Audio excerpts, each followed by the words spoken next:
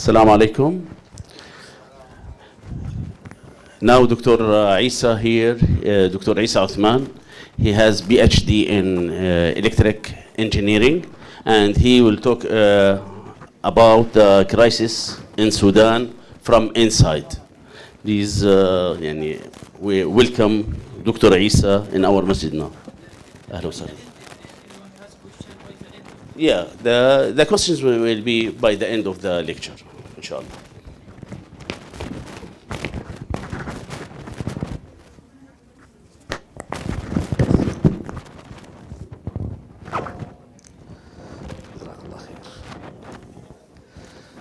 بسم الله الرحمن الرحيم. الحمد لله رب العالمين، الصلاة والسلام على مولانا رسول الله الأمين. السلام عليكم ورحمة الله وبركاته. يسعدني أن أكون بينكم اليوم إن شاء الله تعالى، ونتحدث في أمر يهمنا جميعا كمسلمين. الحبيب صلى الله عليه وسلم يقول: من لم يهتم بأمر المسلمين فليس منهم. إن شاء الله بالإنجليزي إن شاء الله تعالى. ويقول أيضا صلى الله عليه وسلم: مثل المؤمنين في توادهم وتراحمهم وتعاطفهم كمثل الجسد الواحد إذا اشتكى منه عضو تداعى له سائر الجسد بالسهر والحمى. صدق رسول الله صلى الله عليه وسلم. Dear brothers and sisters, Assalamu alaikum wa rahmatullah wa barakatuh. I am very blessed today to be between you here, inshallah ta'ala, and we talk about one of the issues that is actually is one of the hottest issues in the Muslim world today, which is the crisis in Sudan. If we talk about the crisis, the current crisis in Sudan, we say current, but actually it finds its roots way back before the independence of Sudan from England in 1956. In 1955, it started one of the fractions of the Sudanese people at that time seeking independence from the rest of Sudan. And then, with some kind of compromise, that sound kind of held down at that time. So Sudan has its independence in 1956. And you know, the colonization system normally trying always to keep one of the issues hot, to give them the power to intervene. And that is not only in Sudan, but all over the colonization's countries at that time. So if you look at any specifically African and Asian countries, always there is problems at the borders. Because one of the power to give them to intervene to make sure that there's a problem there.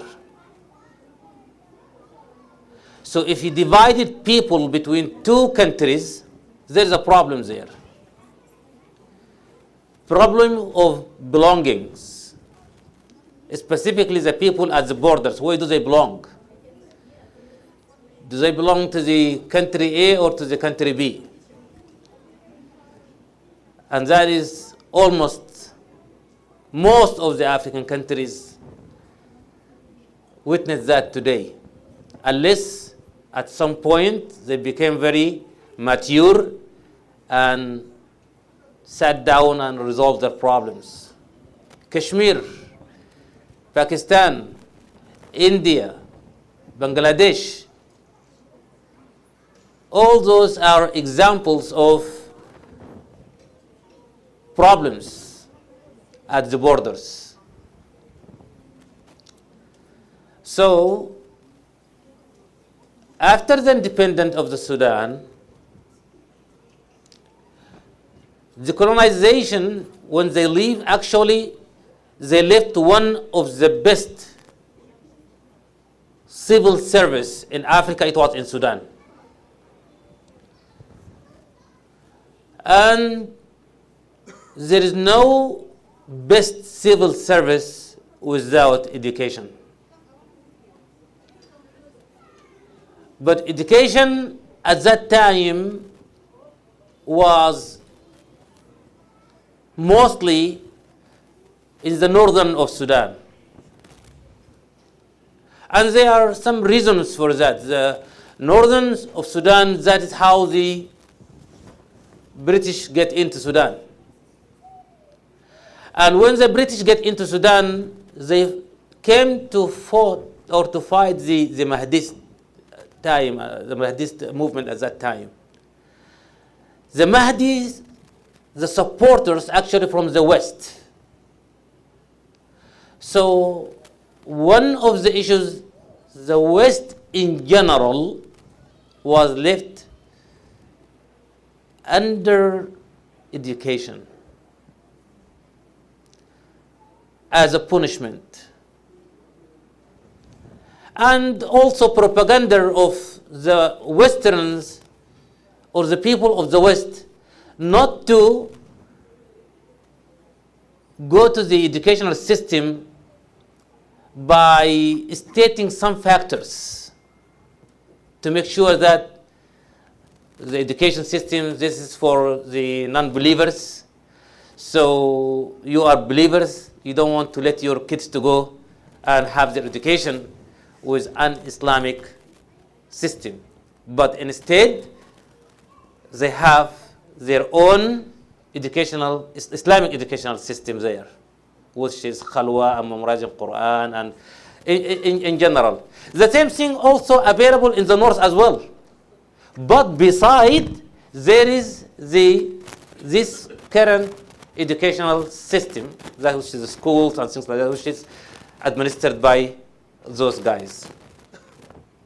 So when the independent came, they left those people in power, the people who went to the normal school system according to the West. Those are the people who were educated and went to the schools, to the universities, graduated, and blah, blah, blah, blah, and were able to manage the country. Although all people of Sudan are Sudanese. And of course, خير من استأجرت القوي الأمين. If I have to let somebody to rule, I will give the one who knows best. So at that time, yes, there's a need for the brothers in the north to rule the country. That is a normal issue. But at that time, if the British left Sudan like that, we cannot take that an excuse, because now the country ruled by the Sudanese themselves. And they supposed to look at those who are under educated conditions to make sure they elevate them to help them to rule the country as well. And as human, the power has its own magic. When you practice the power, you don't want to share it. This is one of the problems all over, even in the state today. When you practice the power, you don't want to share it with others. So, with good intention, we will say good intention, the system was kept moving like that. And the rebels started again. And there is a treaty in 1972. Problem is resolved. The Anyanya admitted into the Sudan military forces.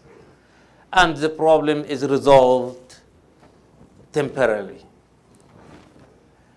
And 1983, when the ex-president of Sudan, Ja'far Numairi, declared Sharia laws, there is a general called John Garang. He's a communist, but they consider him, because since he is not a Muslim, they took over, so they consider him as a Christian. And he has his PhD from here, from this country. And when he got his PhD, the church organizations, thank you, presented him as the previous, as the is going to be a president of the Sudan in the future. He's a colonel, but that is how they planned it. So they supported him. He received all the support. He rebelled against his own organization, which is the military forces. And while he was serving in the south, he withdrew with his forces and declared his rebellion to the system and to the Sharia law as well. And we get into war. That war was fueled by many countries.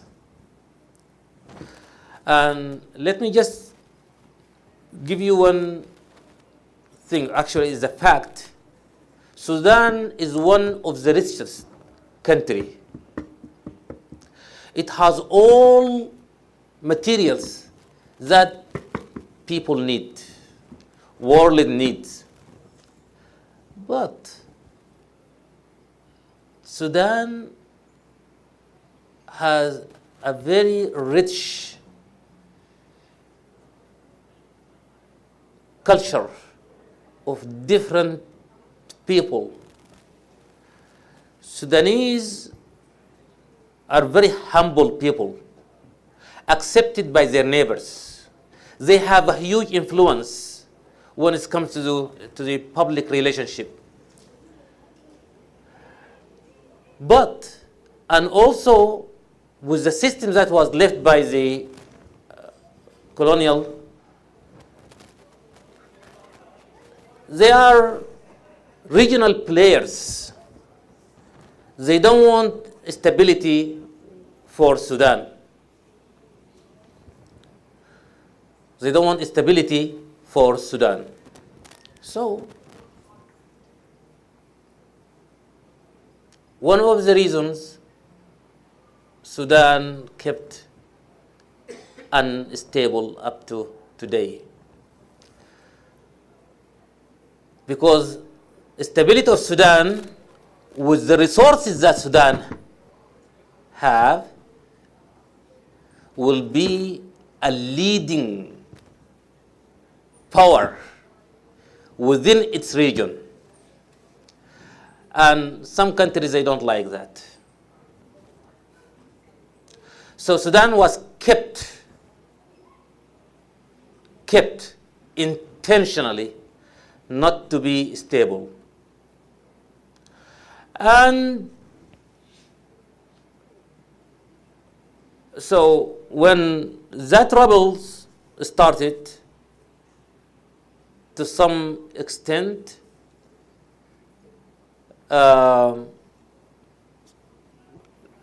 Numairi regime was gone. It came a democratic period led by As-Sadiq al-Mahdi.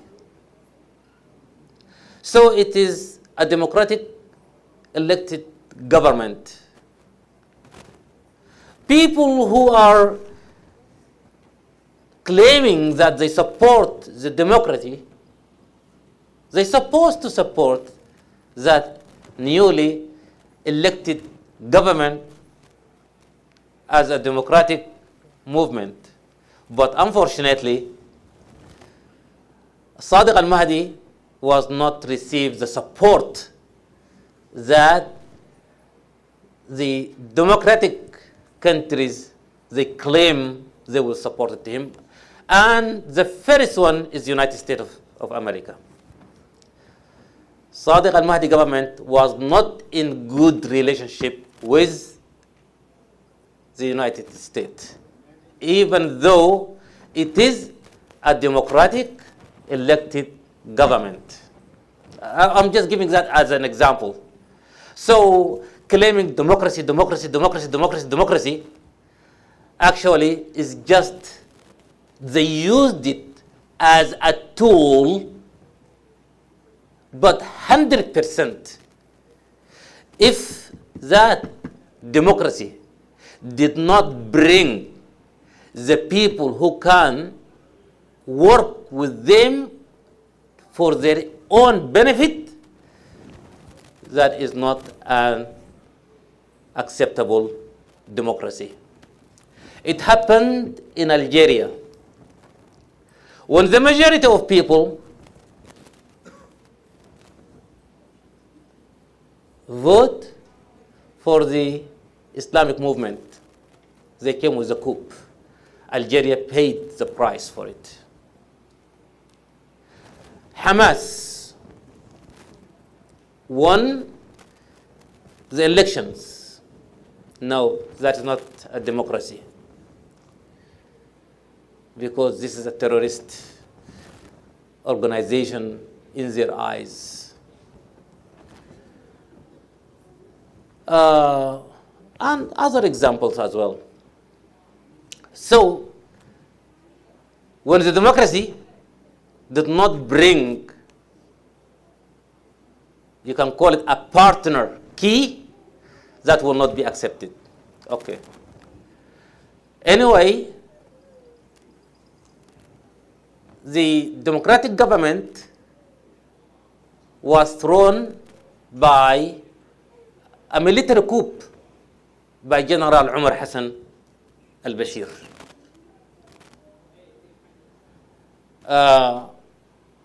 And also, so now we moved from democracy, from civilian government, to a military government.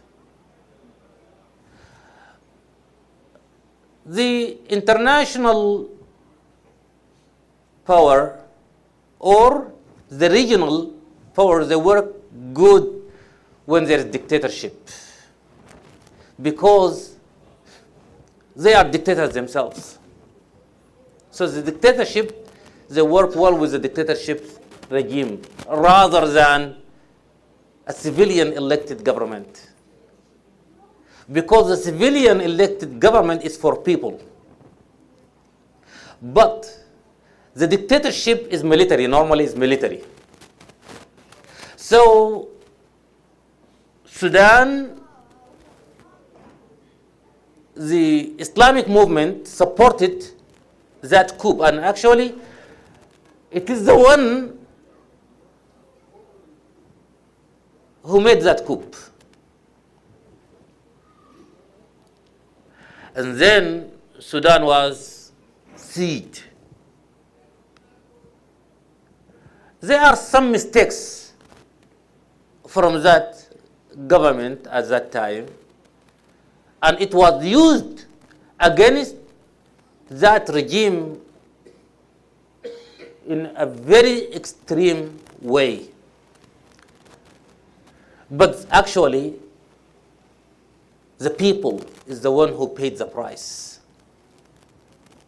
The civilian people, the Sudanese people, from these actions of the power countries. So Umar al-Bashir ruled for almost 30 years. Then he was thrown away by a movement from Sudan people.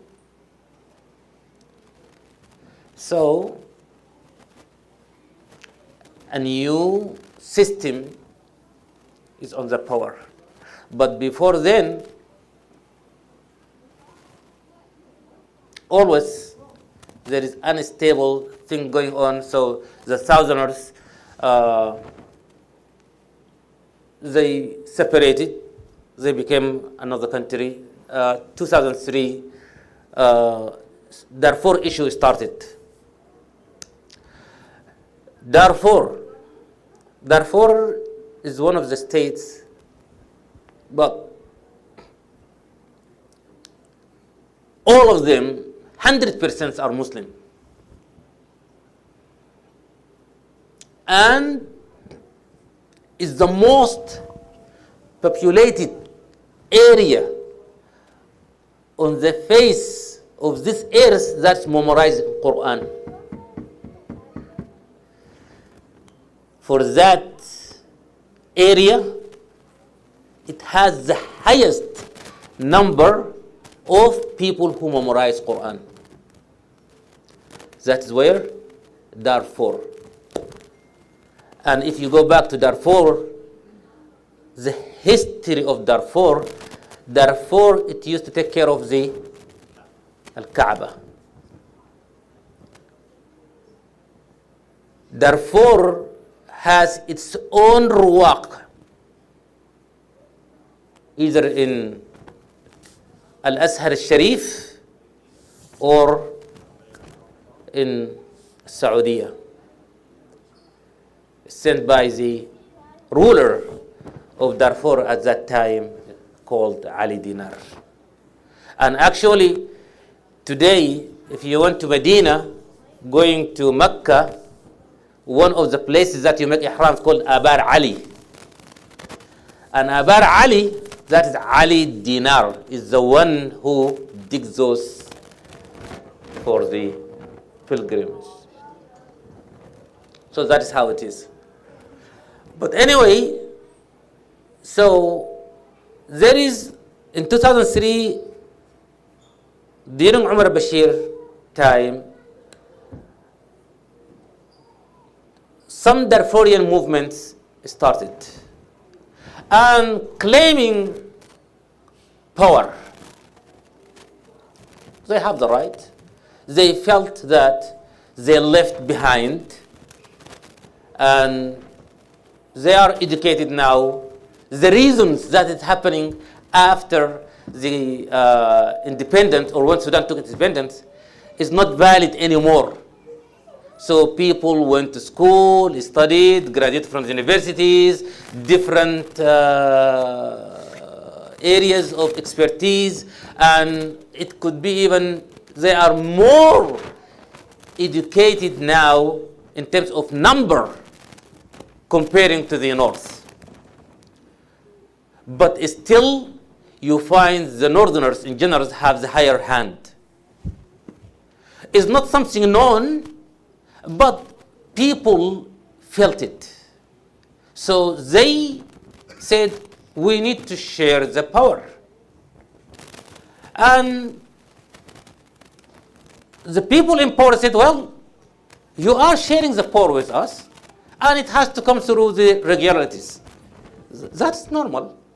But the diplomacy kind of lost there. Anyway, it led to military or militia movement with weaponized tools to make some kind of noises. They knew they cannot change the power in Khartoum, but they will make distress. They will make problems. They have to negotiate with them to settle it down. That is the route that they took. And it finds supports from Libya, from Saudi Arabia, from Egypt, from Israel. They found platform. And they used it. They used it. Some of them, they let that go as a punishment for the Sudan regime, because Sudan regime during Umar Bashir considered Islamic system, Islamic system. They were Islamic movement, yes, that's right. They want to implement Islam, yes, that's right. They want to rule according to Islam, yes, that's right. But the experience provides something different. Because, you know, قلب العبد بين يدي الرحمن. Sometimes the power will change people. And also the pressure from the regional and international world as well. Because they don't want to see a good Islamic system. Because good Islamic system means what? It means justice, and it means for others to ask to have that same system. And the rulers of the other countries, they don't want that kind of problems for them. So, and that is the reason until today, if you hear about, you know, they don't want any kind of Islamic movement or things like that, that is the reason. Because Islamic movement is not going to torture people. Islamic movement is not going to be unfair to the people, but it is justice and a fair welfare system. But they don't want to see a good example because they know what the good example means. And they have experience in the past when Muslims ruled according to their deen, what will happen. So they don't want that to happen now. Specifically, people are more, the communication is much easier than before, and the information can fly just like that, and everybody will know. Anyway, that's one of the reasons that those movements, they find support from neighboring countries and others as well.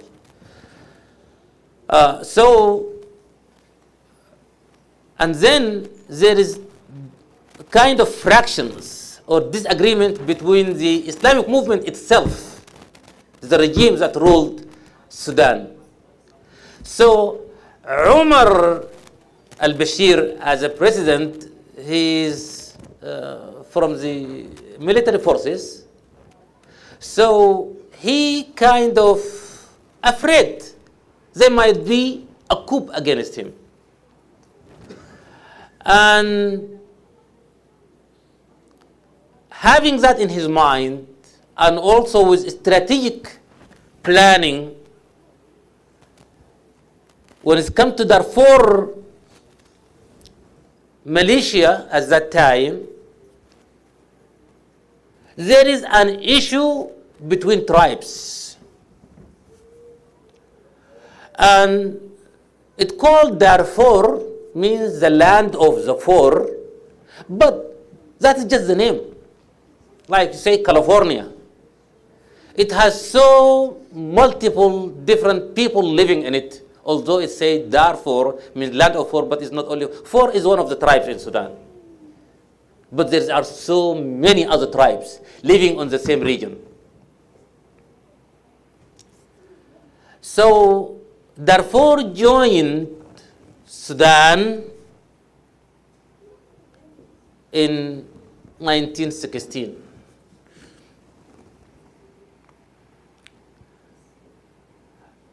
So most likely the tribes are African tribes, but also there is Arabian tribes.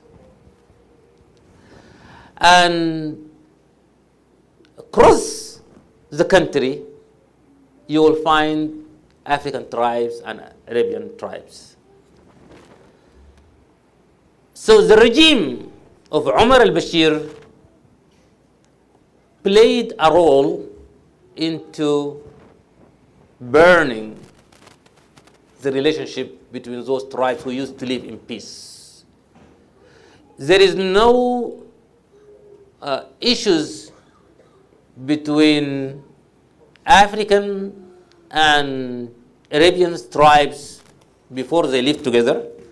There are some conflict from here and there, agriculture with the movement of cattle and things like that, but it's very low level. But between the tribes themselves, there are also some problems, but it's not that problem is gonna, for example, to threaten the existence of the country itself. But the Umar al-Bashir regime used these kind of differences to expand the problems between those tribes. So it started by weaponize some of the Arabian tribes to fight those Darfurian movements. And you might find a logic for that, because the militia or the Darfurian movement, this is at a small scale. They don't have tankers or things like that. So what they use is they use pickup trucks with weaponized trucks. So they are very fast in movement. They get into a village or a city, shoot, loot, kill, whatever, and move out as quickly as possible. That is different than the way that military will do their military. They have to plan, they have tanks, they have to move. It takes time. So they came up with weaponizing those Arabian tribes with the equipment to let them fight those, although they are all from the same region.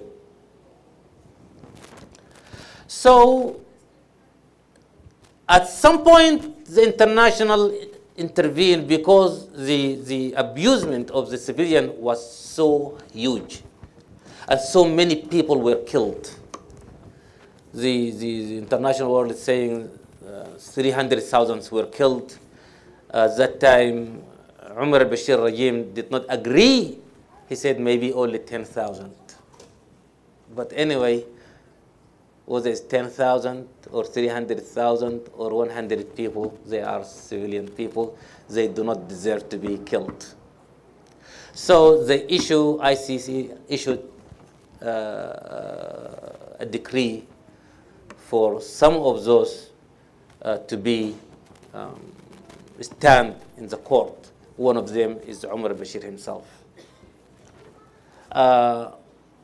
Later on, there is no full justification according to the ICC itself later on, because they said there is not enough evidence actually to bring Umar al-Bashir to. But it will show you even this international organization was used as a tool for the power countries to put some pressure on some countries. And he was the first African president to issue against him that order. Anyway, so, and then that makes Umar al-Bashir to make some changes regarding those Arabian, that the government support them with the weapons, so they called قوات الدعم السريع, rapid forces, military.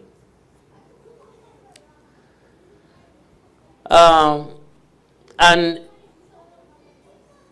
was not fully accepted by people.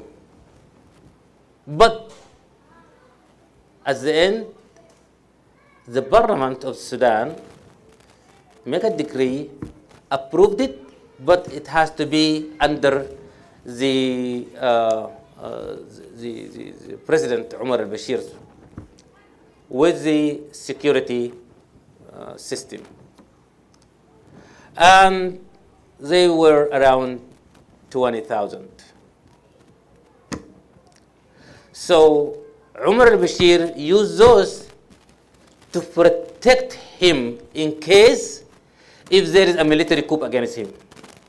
So he used them for his own protection, not the country. This is how it started. And so when the people of Sudan demonstrate that and throw away the Umar al-Bashir regime, Umar al-Bashir, before he called the rapid forces to come to Khartoum. So where were they before? They were in Darfur. So now they came to Khartoum. To do what? To protect him. And according to what was said, that he wants them to stop the demonstration or kill the civilian. But the leader of the rapid forces, his name is Hemeti, refused, and somehow with Salah Ghosh, the one who's in charge of the security, made some kind of deal, and it is a military coup actually. The revolution was not completed. It is a military coup. A military coup that brings or came with Ibn Auf, and for some reasons, 24 hours, Ibn Auf has to resign, and the Al-Burhan is the president of the, or actually replacement of Umar al-Bashir in a council, a new council to rule Sudan. And it was, the leader is Abdel Fattah al-Burhan. Okay. And al-Burhan is the one who trained those rapid forces before. He was in charge of training those guys with their leader Hemeti. So they already have a very strong relationship. And until then, the number of the rapid forces is 20,000. So with this revolution, with Hamadok in power, and those guys called Qaht came into power, they're going to share the power with the military for a temporary period. And there are some kind of differences between rapid forces and the military at some point, but the decree that will make the rapid forces to obey the presidency was eliminated or vanished by the power of the newly civil people in power. So now we have the military, the military forces, which is the Sudanese armed forces, and also we have the rapid forces. And on the top is Al-Burhan. So now this rapid forces was given extra power. Extra power. First, they have international relations, specifically Europe, they let them to control the non-legal immigrant, and they paid for that. And also, Sudan has gold. One is a mountain of gold called Jabal Amir. They gave it to this rapid forces, so they have the money, which is used it with United Arab Emirates. So if you ask me how the rapid forces get in touch with the United Arab Emirates, so you will find the international hands that get into poison what is going on. Okay. Al-Burhan, because he trained the rapid forces and he went to Hemeti. Al-Burhan, as a great colonel, he said he went to Hemeti and asked him to join him in that council in order to rule. Otherwise, he will not do it by himself. That is Al-Burhan words. So Hemeti came with him. He became his vice president. Okay? And now, the rapid forces has even more power. Vice president, it means what? If the president is not there, he is the president. And he got all the finance that he needs from the gold. And they have a strong relationship with the United Arab Emirates. And Al-Burhan aware of this. But he kept an eye of what this guy doing. Because he think that this guy, and he said it many times, he said this rapid forces, it came from the Sudan armed forces. It is part of it. And there is no problems between them at all.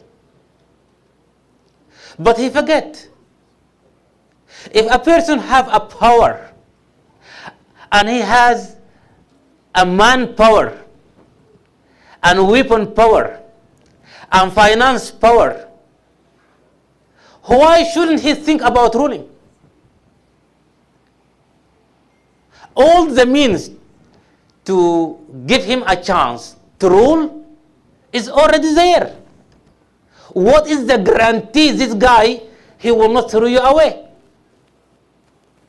Or do whatever he wanted to do? Because right now, he is more weaponized than the military forces. Not only that, he is recruiting from 20,000 to 120,000. Not only that, he is taking very good care of his military personnel. He pays them way much better than the original army. So anyone in the army will seek a chance, an opportunity to go to be part of the rapid forces to improve his financial situation. That's how the system was, the condition was. But anyway, the civilian qaht that came to rule Sudan, they are not at the level of the people who are supposed to rule the country, because they have some kind of problems with the regime, the ex-regime now, the regime of Omar al-Bashir. But now you are a ruler. You cannot come to take revenge of what happened. Leave that for the court. Leave that for the legal system. Don't intervene into that. Your role now, it should be to keep this country going on until an elected government, because none of you is elected. But you have power, yes. So use it wisely. But that wasn't the case, unfortunately. So what happened is, those people, they came with the idea to revenge against the people who used to rule for 30 years. And that is not easy. Because those people, if they ruled for 30 years, that means they have power. Even though they are not in the power, and actually they choose to let and to bend for this to go, because they don't want to kill the civilian. They don't want to. They want you, okay, and they said it. They said, okay, we will let you to rule, and we will be in the opposition.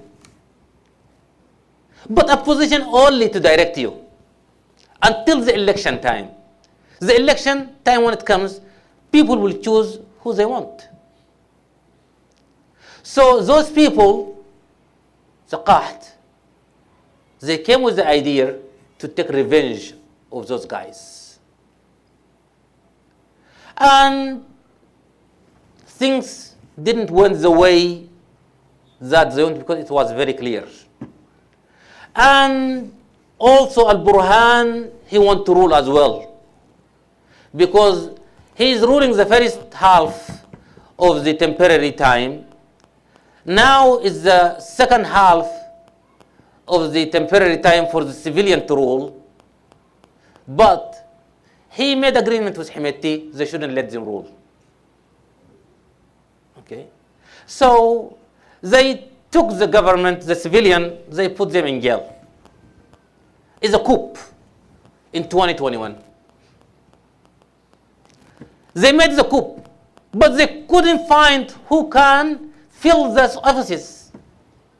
They stayed for 1 year without nobody won. So they tried to make an agreement. They came with something called Al-Ittifaq Al-Itari, and actually Al-Burhan signed it before Hemeti. But the issue is, what can you do with this rapid forces? Because right now there are two military officials, there are two. The Sudanese armed forces and the rapid forces. So the rapid forces and the civilian, they wanted the rapid forces, and they want to dissolve the Sudan military armed forces. So they said, those are people, they already have all what, and they think that the military is kind of taking a side with the Islamists in Sudan, and they have got nothing to do with the Islamists, they are their enemy. So the military should be dissolved, and making a new military of Sudan, starting with Ad-Da'm al-Sari', rapid forces. That's what's in there. And of course, the military cannot let that happen as well. So when it came to, they said they want 10 years. Hemeti asked for 10 years before they can be merged with the military. And the military said no. It cannot be more than 2 years. And tension started. So when the tensions started, people try to intervene to prevent it because it's going to be very ugly. Because all those wars were outside of the capital. Now, all the rapid forces was very ready for this, very ready. And the military, they never thought the rapid forces actually they will turn their guns toward them because they are the people who trained them. But power is power. So anyway, the first bullet was shot and the war started.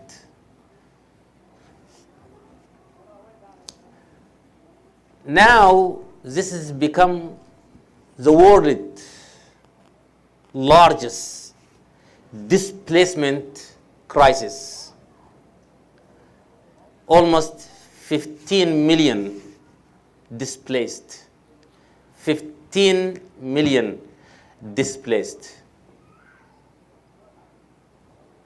It started April 15, 2023. Hundreds of thousands were killed. Hundreds of thousands were killed. And war is war. Unfortunately, the civilian is the one who paid the prices. So the rapid forces start taking over people's houses because actually they don't have anywhere to go. Because where they were outside Khartoum, the capital. Now they are inside the capital. So they don't have like a military base or something. They have some places, but it was bombarded by the Sudanese Air Force. So they forced people to flee their houses and kill them, loot, rape, name it. They did all that. So it was not a war between the rapid forces against the military forces. It's not. Because I, as a civilian, I have the right to defend my family and myself. So if you come and ask me to leave, and I said, no, why should I leave? He will just shoot him in front of his family. This is known. Report it. Okay. Anyway, the military was able to absorb the first shot for almost first 3 months. And controlling the weapons, but a militia from where they got this weapon continuously. Who supported them? They don't have factories. The factory is for the government. Where do they get their weapons? But regardless, they are over 120,000, fully equipped. Okay. Now, there are some reports. They are not using the traditional weapon. They are using a very advanced weapon, drones. From where they get it?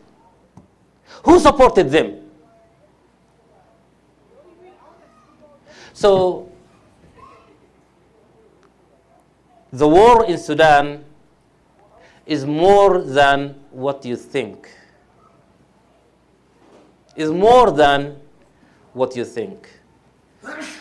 Unfortunately, the international world and the regional countries, they are all part of the war against Sudan. Even starting with those who claimed that they would like to mediate. They are part of this because this kind of forms was created to make sure this war does not stop. Called Member Jeddah, the first one started. The purpose, not to let the rapid forces find a solution with the, that is the first thing. It happened from what? Saudi Arabia, United Arab Emirates, United States? Okay. United Arab Emirates. Why United Arab Emirates won't intervene in Sudan? They don't share borders. Why?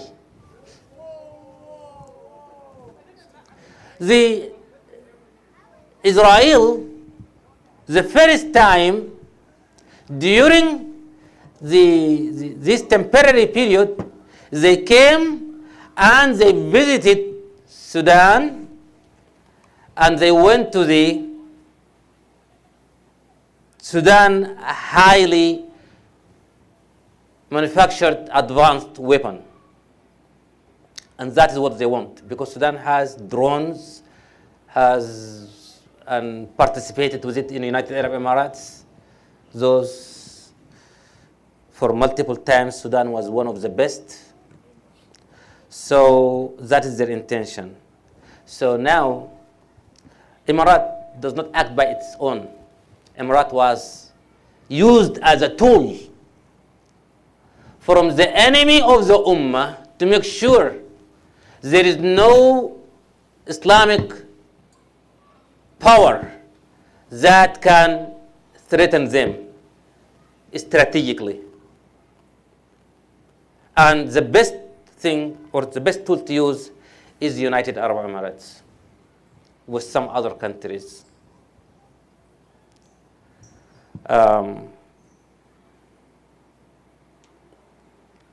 So, until now, the civilian parties in Sudan, those who are not Islamist, they took a side with the rapid forces.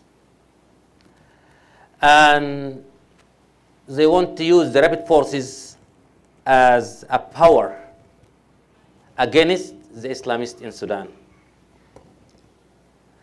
And that's why they said, حميتي الدكران خوف الكيزان.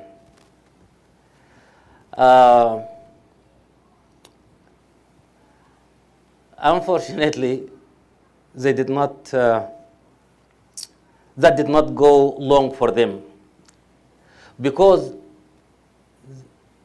the Islamists, the people who really fear Allah subhanahu wa ta'ala,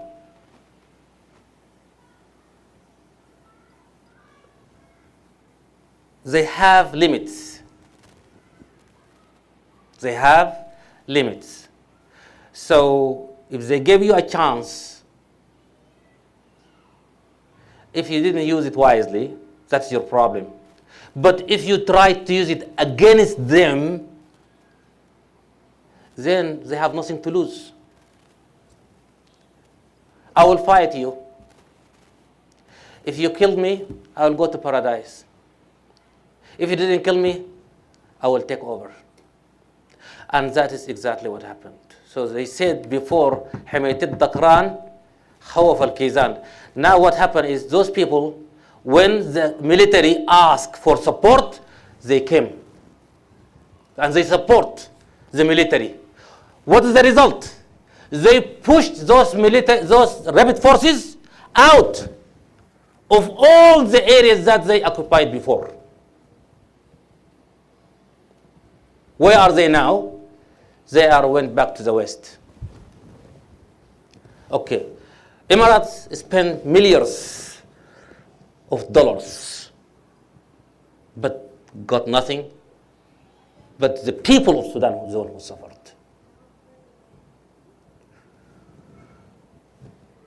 People, they might say, well, then it is a war of the Islamic movement. Not necessarily. If it's Islamic movement, they came to support the military, and that is the normal thing. If that is my military, my country military, like any other countries, they have reserve, right? And that is when they're supposed to join. And specifically, if you already claiming that you want to use the other one against me, why should I wait for you? So when I join, don't say, "Wow, look." No. That is a normal action. Everybody will try to defend himself. Anyway, the crisis continue. The crisis continue. It's one of the worst so far. 15 million people displaced, hundreds of thousands killed. It is actually a catastrophic mistake from Al-Burhan not to find a solution with those military or rapid forces and let it expand to the way it is now. And if at the end you're going to sit in negotiation and resolve this issue, you could have done it from the beginning. So whoever supporting Al-Burhan by to continue going on this war, I think they are not taking the right decision. The priority should be for stopping this war. Don't tell me they did this or this. Well, yeah, they did. You are not going to get it back. But as a military, you are responsible from the protection. Jazakallah khair. You are responsible from the protection. Because that's the constitution. The constitution is upon the military to act accordingly. So in order that to happen, so the military, the rapid forces, supposed to declare first, they want peace. One. Number two, to withdraw and get out of all people houses. Okay? Number three, then at this point, when they put their weapon down, then the government or the military must act upon that to stop and let the peace negotiation go in. وَإِن طَائِفَتَانِ مِنَ الْمُؤْمِنِينَ اقْتَتَلُوا فَأَصْلِحُوا بَيْنَهُمَا فإن بغت إحداهما على الأخرى فقاتلوا التي تبغي حتى تفيء إلى أمر الله فإن فاءت وإن جنحوا للسلم فاجنح. So when they realize, they said, okay, it is time for peace, okay, and they act upon it, you are required to act accordingly. Otherwise, it will turn against you. Those are the commands, and we're supposed to obey. Anyway, that is overall picture. There's a lot of stuff that I didn't mention, but maybe the floor is for you for questions or things like that. I might be able to cover it on the questions. Thank you. Rapid support forces. That's the Da'm al-Sari'. No, it is Sudanese. It is the Sudanese joined by, as I said before, the borders issues, so there is tribes. So you will find the extension of this tribe in another country. So someone somewhere can say, actually, those are my people, but in a different country, I'm going to support them. So you will find people coming from Niger, people coming from Chad, people coming from Central Africa, people coming from supporting who? Because they think that they are their tribes, and they support their tribes. And also, the United Arab Emirates recruiting people from Colombia. And the president of the Colombia itself, he acknowledged that and apologized. And he said he will investigate on that because there are some Colombians who were killed. Recruited by United Arab Emirates. And probably there is a lot more that we don't even know yet. Thank you. One or two more questions. And that's Okay. You have the... What do you think is some of the scenarios how this can end? Well, let me tell you something. We fought for this house for how many years? 55 years. It ending up by what? Separation. So we should learn from that. You know, when there is a wound, it will stay a wound, even if it's cured. The trace of it will be there. So what happened, it happened. Okay? What happened, it happened. But it's better to sit down and solve the problem. Do not say, I have to eliminate them. No, that's not going to happen. And it will not end. And what is the value of the victory? If you got the victory, but you destroyed everything, what's the value? So at some, you have to sit down. What happened, it happened. But everybody and anyone has part of this war must go stand in front of a court. We cannot let this one go. If Al-Burhan or Hemeti is seeking immune from getting away with this, no. There is no way. Because there are hundreds of thousands were killed in this war. There is rape. There is, name it, looting, destroying the infrastructures, everything. Sudan is 200 years back. And this is going to benefit who? Benefit the international power countries because they want you weak. So they can come and they get what they want. And that's what they're looking for. And that's why they don't want this war to stop. They make all this to make sure that does not stop. Because you are at the border to cross. There are some countries benefiting from what is going on in Sudan right now.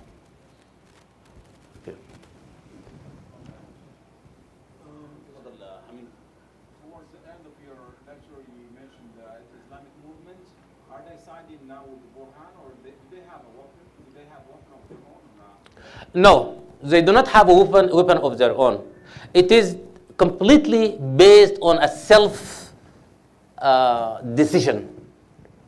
The announcement is there. But normally, who went and joined?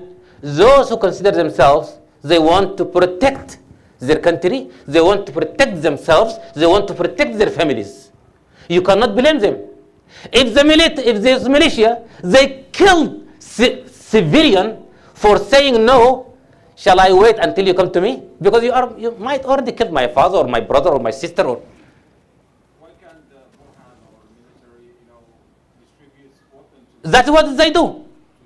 Yes, that's what they do because those people don't have weapons. But they come under the military. So the military gives them weapons, trains them, and gives them weapons to go and join. And that's how they make this balance of the war. Amir, and then the last one. Amir. Yes, I have a double-part question. The first one is, was Sudan part of in the 60s, Nkrumah and Idi Amin and Muammar Gaddafi and some of the others, and Malcolm X as well, were creating the United States of Africa? Was Sudan part of that? Yes. Okay, second part. In light of the 400 years of slavery that all of Africa saw, how could they trust the West in any capacity? It just defies logic to me that everybody is trusting the United Nations, trusting the United States, and these are human rights criminals. How do we trust them? How do we go to the United Nations and put our name and say, I'm part of this, when we know that the people that they had are criminals?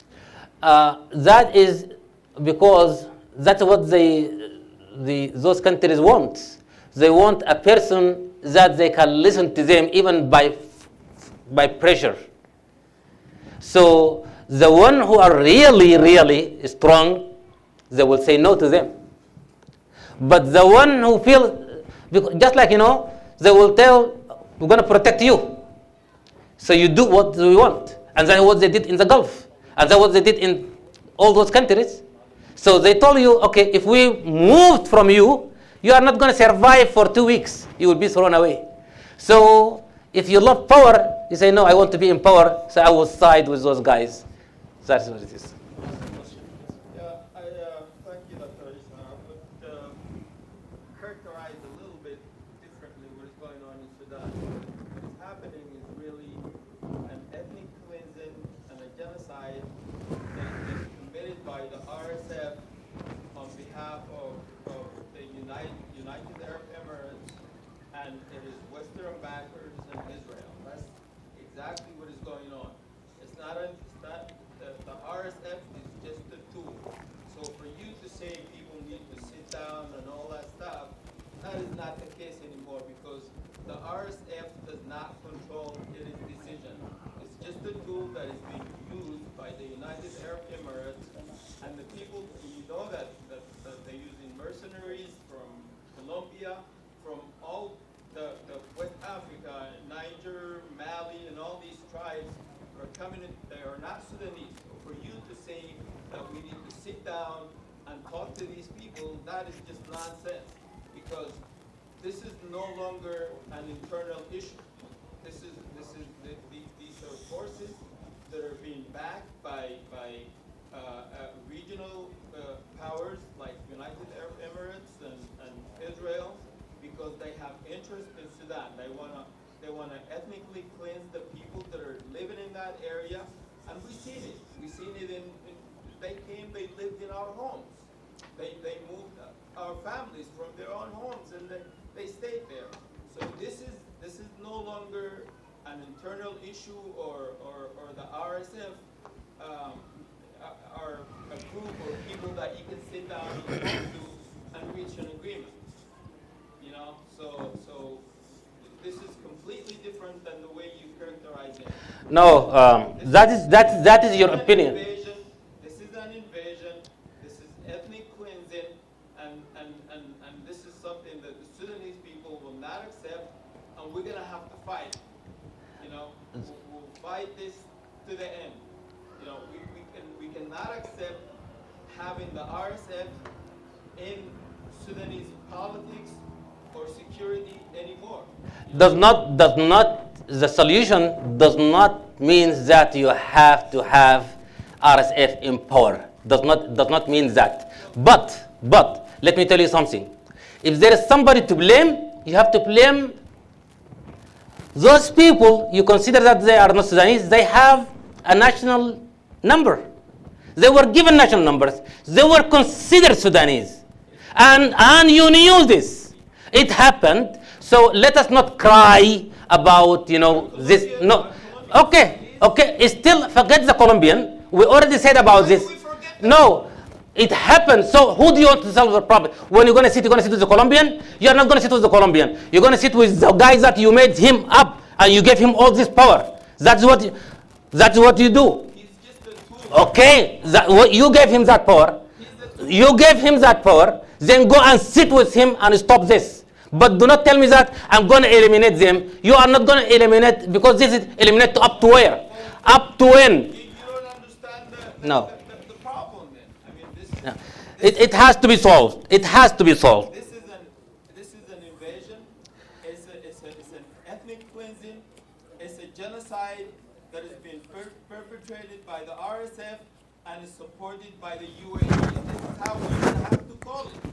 We can't call it anything different. That's what it is. Yes, thank you, brother. Here, actually, this time, just to take overview of the crisis.